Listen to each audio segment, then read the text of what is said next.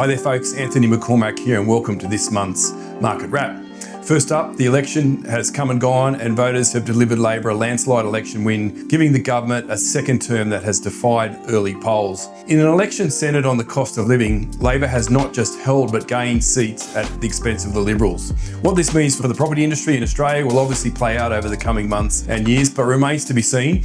And this is something I'll be keeping a close eye on as we move forward. The most recent home value index recorded a third straight month of growth in April, with dwelling values up 0.3% across the country. This rise in values has added nearly $3,000 to the median value of an Australian dwelling over the month.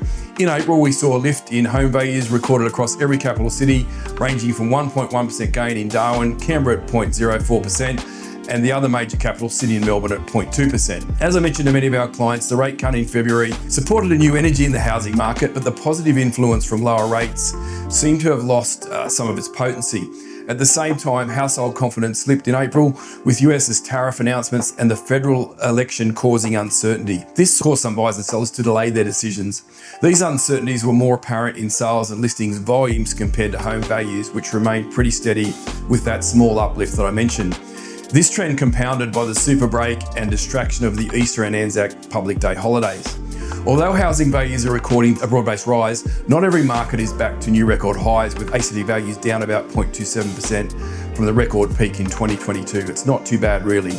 The annual pace of gains slowed to just over 3% nationally in April, the slowest annual rise in the 12 months ending August 23. The loss in momentum is reflective of the persistent slowdown between mid-24 and early 25, which I described as a buyer's market. This culminated in falls over the 3 months ending January 25. The monthly pace of gains turned positive in February, coinciding with that 25 basis point cut to the cash rate. This softer growth will be one to watch, with the talk of more interest rate drops that will have a direct impact on the strength of this growth going forward. Cost of living is still very much front of mind for consumers, and this is where we may see households playing catch up and getting more savings before any stronger market movements upwards.